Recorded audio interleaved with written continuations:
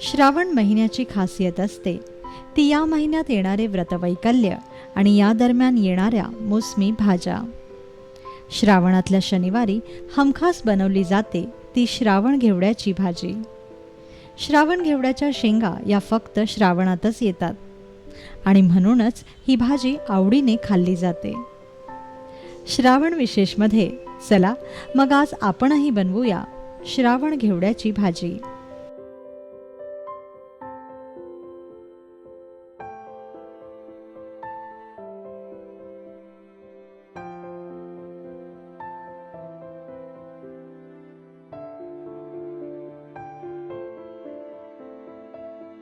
त्यासाठी लागेल 1 वाटी श्रावण घेवड्याच्या शेंगा, 1 बटाटा, 1 कांदा, 1 चमचा जिरे,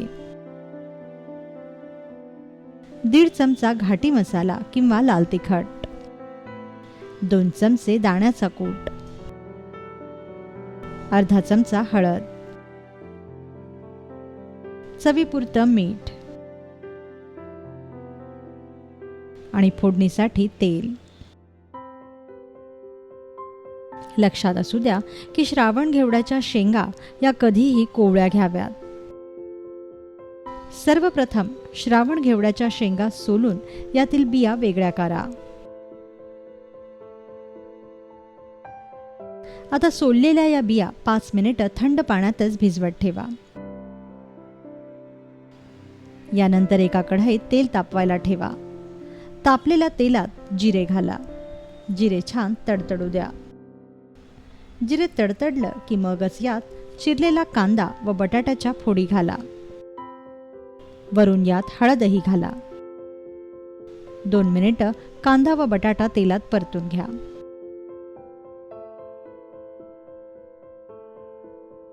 दोन मिनिटांनंतर भिजवत ठेवलेल्या घेवड्याच्या बिया यात घाला व परतून घ्या.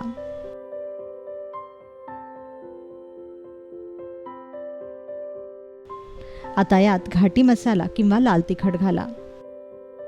वरून यात चवीपुरतं मीठ घाला व मसाला छान भाजून घ्या. मग यात पाणी घाला आणि ही भाजी 10 ते 15 मिनिटांसाठी शिजू द्या. 10 ते 15 मिनिटांनी यात दाण्याचा कूट घाला व आणखीन 5 मिनिटं झाकण ठेवून या भाजीची एक उकळी काढा. साधारणतः 5 मिनिटांनंतर ही भाजी छान जमून येईल. भाजी छान जमून आली आणि श्रावण घेवडा शिजला की समजा तयार झाली श्रावणातील खास भाजी, अर्थात श्रावण घेवड्याची भाजी.